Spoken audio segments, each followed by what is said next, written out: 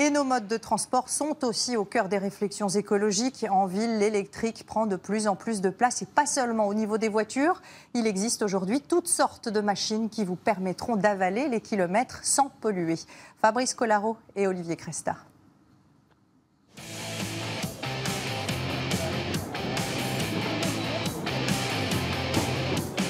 Rapide, silencieux et surtout très maniable, le gyropode électrique est aujourd'hui utilisé par certains citadins pour se rendre sur leur lieu de travail. Et depuis quelques mois, d'autres engins moins encombrants ont aussi fait leur apparition. Voici par exemple le monowheel, constitué d'une seule roue, encadré par 2 marchepieds. Mais surtout ne pas se fier aux apparences, il a fallu 3 mois à ce jeune homme pour être à même de l'utiliser avec autant de dextérité. Un peu plus facile et moins onéreux, le smartboard est l'engin urbain le plus à la mode. Et dans les magasins spécialisés, ses ventes explosent depuis quelques mois. Trottinettes électriques, patins à roulettes ou gyropodes, tous ont l'avantage de se recharger sur une simple prise de courant pour des prix qui vont de 700 à plus de 3000 €.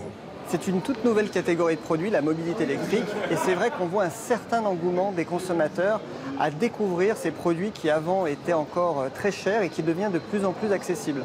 Quand on utilise ce type d'engin pour la première fois, on a l'impression qu'on ne va pas rester très longtemps dessus. Et pourtant, après 15 minutes d'adaptation, on s'y fait tout seul. Et on peut donc circuler en ville à 10 km/h sans créer la moindre pollution. Autre concept, le vélo à assistance électrique. On en croise de plus en plus sur les routes, mais celui-ci est un prototype très particulier. Il fonctionne à l'hydrogène.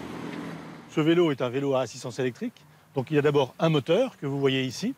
Ensuite, il a une source d'énergie. Cette source d'énergie se compose d'un réservoir d'hydrogène et d'une pile à combustible que vous voyez ici.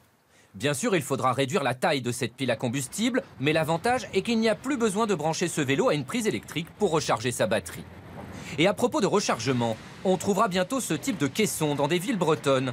Avec ses panneaux solaires sur le toit, il permettra de recharger des vélos électriques en libre service, un chargement sans câble, par induction, et qui devrait considérablement se développer dans les prochaines années.